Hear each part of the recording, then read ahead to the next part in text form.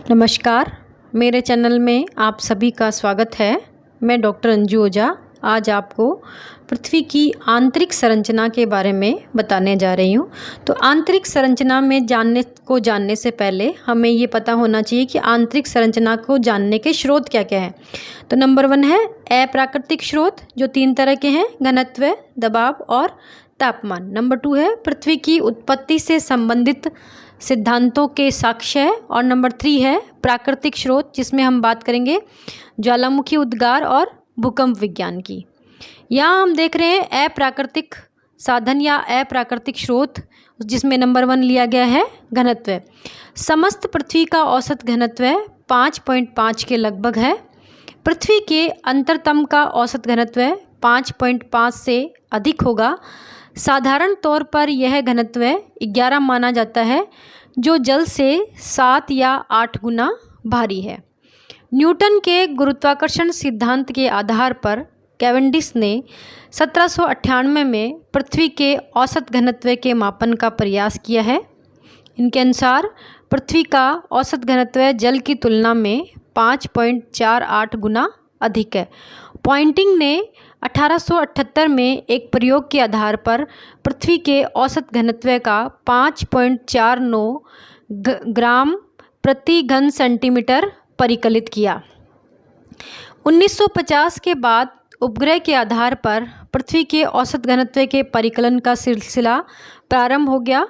इसके अनुसार पृथ्वी का औसत घनत्व 5.517 ग्राम प्रति घन सेंटीमीटर, धरातल का घनत्व 2.6 से 3.3 के बीच, केंद्र का घनत्व 11 ग्राम प्रति घन सेंटीमीटर परिकलित किया गया। इस प्रकार यह प्रमाणित होता है कि पृथ्वी के अंतरतम का घनत्व सर्वाधिक होता है। दूसरा है दबाव।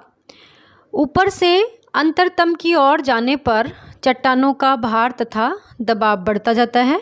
अतः पृथ्वी के अंतरतम का अधिक घनत्व बढ़ते भार के कारण, बढ़ते हुए दबाव के कारण है, क्योंकि बढ़ते हुए चट्टान का घनत्व भी बढ़ता है। इस तरह यह प्रमाणित होता है कि पृथ्वी के अंतरतम का अत्यधिक घनत्व वहाँ पर स्थित अत्यधिक दबाव के कारण है। परंतु आधुनिक प्रयोगों द्वारा यह प्रमाणित कर दिया गया है कि प्रत्येक सेल में एक ऐसी सीमा होती है जिसके आगे उसका घनत्व अधिक नहीं हो सकता, उसका दबाव चाहे कितना भी अधिक क्यों न कर दिया जाए। इस आधार पर यह कहा जा सकता है कि यदि पृथ्वी के अंतरतम का घनत्व अत्यधिक दबाव के कारण नहीं है, तो वह स्वयं धातु का बना है, जिससे पदार्थ स्वयं अधिक घनत्व वाले तथा भारी होते हैं। तो इस तरह से हम देख रहे हैं कि जैसे जैसे आंतरिक भाग में जाते हैं, दबाव भी बढ़ता जाता है और घनत्व भी बढ़ता जाता है। तीसरा कारक हम देख रहे हैं यहाँ तापमान। पृथ्वी का बाह्य सतह से नीचे की ओर गहराई में जाने पर औसत रूप में तापमान प्रति 100 मीटर पर 2 या 3 डिग्री सेंटीग्रेड की दर से बढ़ता है। परंतु 8 किलोमीटर से अधिक गहराई पर जाने पर तापमान की वास्तविक वृद्धि दर का पता लगाना कठिन होता है।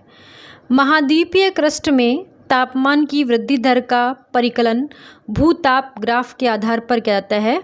इस विधि से प्राप्त विवरणों के आधार पर यह साधारणीकरण किया गया है कि विवर्तनिक रूप से सक्रिय क्षेत्रों में सतह से 43 किलोमीटर की गहराई पर तापमान 1000 डिग्री सेंटीग्रेड रहता है, जबकि विवर्तनिक रूप से स्थिर प्रदेशों में 40 किलोमीटर की गहराई पर तापमान 500 डिग्री सेंटीग्रेड ही रहता है। दूसरा स्रोत है पृथ्वी की उत्पत्ति से संबंधित सिद्धांतों के साक्ष्य। तो इसमें हम देख रहे हैं विभिन्न परिकल्पनाओं के अनुसार जो उसकी स्थिति है वो अलग अलग बताई गई है। ग्रहाणु परिकल्पना के अनुसार पृथ्वी का निर्माण ठोस ग्रहाणुओं के संवहन के कारण माना गया है। इस आधार पर पृथ्वी का अंतरतम ठोस अवस्था में होना चाहिए। ज्वारीय परिकल्पना के अनुसार पृथ्वी का निर्माण सूर्य से निसृत ज्वारीय पदार्थ से हुआ है, तो पृथ्वी का अंतरतम तरल अवस्था में होना चाहिए। लाप्लांस महोदय भी, जो कि वायव्य निहारिका परिकल्पना के प्रतिपादक हैं, पृथ्वी के अंतरतम को तरल मानते हैं। निहारिका परिकल्पना के अनुसार पृथ्वी की उत्पत्ति गैस से बनी निहारिका से मानी जाती है। इस आधार पर पृथ्वी का अंतरतम वायव्य अवस्था में होना चाहिए। वैसे लाप्लांस अंतरतम को तरल मानते हैं।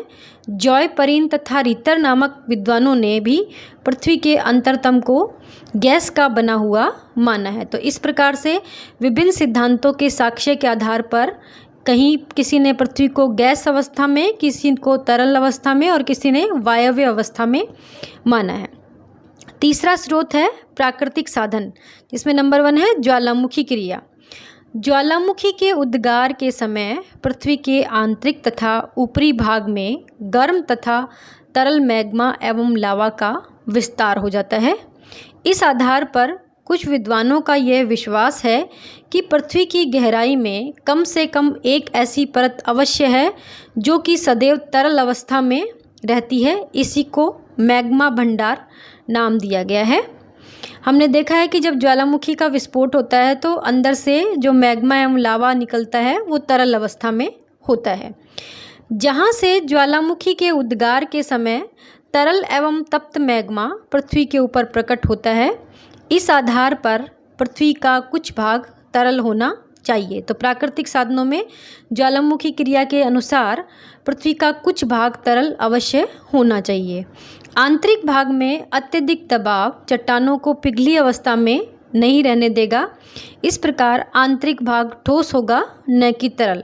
हाँ, यह संभव हो सकता है कि पृथ्वी के ऊपरी भाग पर दरार आदि पड़ने से चट्टान का दबाव कम हो जाता है, जिससे चट्टान का गलनांक बिंदु गिर जाता है, जिस कारण चट्टान वहाँ पर अधिक तापमान के कारण पिघलकर ज्वालामुखी के रूप में प्रकट हो जाता है। तो यहाँ ये बताया जा रहा है कि जो दबाव की बात कर रहे हैं हम, कि जो चट्टानों का इतना दबाव है वो अंदर जो लावा या मैग्मा पिघली व्यवस्था में है उसको पिघली व्यवस्था में नहीं रहने देगा। इस हिसाब से आंतरिक भाग जो है वो ठोस होना चाहिए। लेकिन यदि कोई दरार आदि पड़ जाती है तो वो दबाव हट जाता है, और दबाव हट जाने से वो जो चट्टानें हैं वो अपने गलनांक बिंदु में पहुंच जाती हैं। अब है भूकंप विज्ञान के साक्ष्य के आधार पर। भूकंप विज्ञान वह विज्ञान है जिसमें भूकंपीय लहरों का सिस्मोग्राफ यंत्र द्वारा अंकन किया जाता है। भूकंप विज्ञान की एक ऐसा प्रत्यक्ष साधन है जिसमें पृथ्वी के आंतरिक भाग की बनावट के विषय में पर्याप्त जानकारी उपलब्ध होती है। तो ये भी एक प्राकृतिक स्रोत है कि हम भूकंप विज्ञान के आधार पर भी पृथ्वी की आंतरिक संरचना के बारे में जानकारी प्राप्त कर सकते हैं। जिस जगह से भूकंप का कंपन प्रारंभ होता है उसे भूकंप मूल, और जहाँ पर भूकंपीय लहरों का सबसे पहले अनुभव किया जाता है उसे भूकंप केंद्र कहते हैं। भूकंप के कारण पृथ्वी में कई प्रकार की लहरें उत्पन्न होती है। इन लहरों को भूकंपीय लहर कहते हैं। अब हम यहाँ देख रहे हैं कि जो भूकंपीय लहरें हैं वो कितने प्रकार की होती है, वो 3 प्रकार की होती है।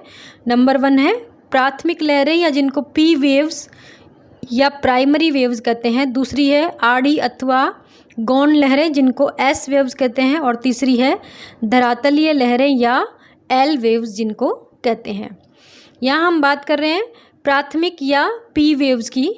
प्राथमिक अथवा अनुदैर्घ्य लहरें वे भूकंपीय लहरें हैं जो कि ध्वनि की लहर के समान होती है तथा इनमें कणों की गति लहर की रेखा की सीध में होती है, यानी इनकी जो समानता है वो ध्वनि की लहरों के समान होती है। ये सबसे अधिक वेगमान लहर होती है तथा ठोस भाग में अत्यधिक गति से प्रवाहित होती है।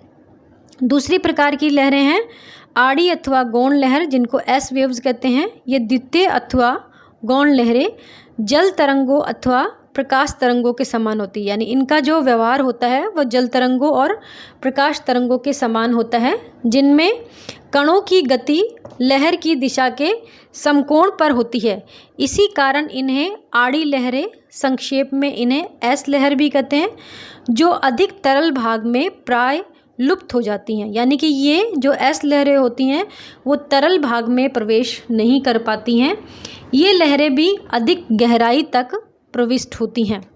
तीसरी प्रकार की लहरें हैं धरातलीय लहरें या एल वेव्स। धरातलीय लहरें प्राय पृथ्वी के ऊपरी भाग को ही प्रभावित करती है। ये अत्यधिक प्रभावशाली लहरें हैं। इन लहरों को सबसे अधिक लंबा मार्ग तय करना पड़ता है तथा यद्यपि इनकी गति सबसे कम होती है, तथापि ये सबसे अधिक प्रचंड होती है। यानी विनाश की अगर बात की जाए तो ये लहरें सबसे अधिक विनाश करती है और सबसे लंबा मार्ग तय करती है, और गति भी इनकी सबसे कम होती है। जब भूकंप आता है तो भूकंप केंद्र पर लहरों का अंकन किया जाता है सिस्मोग्राफ की सहायता से। तो उसमें सर्वप्रथम लघु अथवा कमजोर कंपन होता है, इसे कहते हैं प्राथमिक कंपन। कुछ अवकाश के बाद अपेक्षाकृत कुछ अधिक प्रभावशाली कंपन होता है, इसे कहते हैं द्वितीय कंपन। इसके बाद अधिक अवधि वाला मुख्य कंपन होता है। इस प्रकार ये तीनों कंपन क्रम से पी, एस तथा एल लहरों द्वारा प्रदर्शित होते हैं। इन तरंगों की गति तथा भ्रमण पथ के आधार पर पृथ्वी के आंतरिक भाग के विषय में जानकारी प्राप्त की जा सकती है कि कहाँ तो वो तरल अवस्था में है और कहाँ वो ठोस अवस्था में है। यहाँ हम देख रहे हैं कि स्लाइड पर भूकंपीय लहरों का अंकन दिखाया गया है, जिसमें पी वेव्स, एस वेव्स और एल वेव्स, या जिसको हम सरफेस वेव्स कह रहे हैं, उनके बारे में बताया गया है। यहाँ भूकंपीय लहरों का व्यवहार दिखाया गया है इस स्लाइड में कि भूकंपीय लहरें जो हैं वो किस तरह से व्यवहार करती हैं। भूकंपीय लहरें प्राय ठोस भाग से होकर गुजरती है तथा एक ही स्वभाव वाले ठोस भाग में ये लहरें एक सीधी रेखा में सीधे मार्ग में चलती है। यानी यदि घनत्व या स्वभाव जो सेम है तो वो एक सीधे मार्ग में चलेंगी। इस आधार पर अगर पृथ्वी एक ही प्रकार के घनत्व वाले चट्टानों से निर्मित एक ठोस भाग होती तो भूकंपीय लहरें समान गति से पृथ्वी के कोर तक एक सीधी रेखा में पहुंच जाती। परंतु क्या है, वास्तव में ऐसा नहीं है, क्योंकि घनत्व जो है हर परत में वो बदलता जाता है। परंतु भूकंप केंद्रों पर इन लहरों के अंकन से ज्ञात होता है कि लहरें एक सीधी रेखा में न चलकर वक्राकार मार्ग का अवलंबन करती है। इस प्रकार यह प्रमाणित होता है कि पृथ्वी के भीतर घनत्व में विभिन्नता है। इस घनत्व विभिन्नता के कारण लहरें पृथ्वी के भीतर घनत्व में भी विभिन्नता रखती हैं। इस घनत्व विभिन्नता के कारण लहरें परावर्तित होकर वक्राकार हो जाती है। परिणाम स्वरूप उनका मार्ग भी वक्राकार हो जाता है। चूँकि आंतरिक भाग की ओर घनत्व बढ़ता जाता है, अतः कोर में ये लहरें वक्राकार होकर सतह की ओर अवतल हो जाती हैं। एस लहरों का यह स्वभाव होता है कि वे तरल पदार्थ से नहीं गुजरती है। तो हमें इससे आइडिया लग जाता है कि जहाँ पर एस लहरें प्रवेश नहीं कर पाती हैं वो भाग तरल है।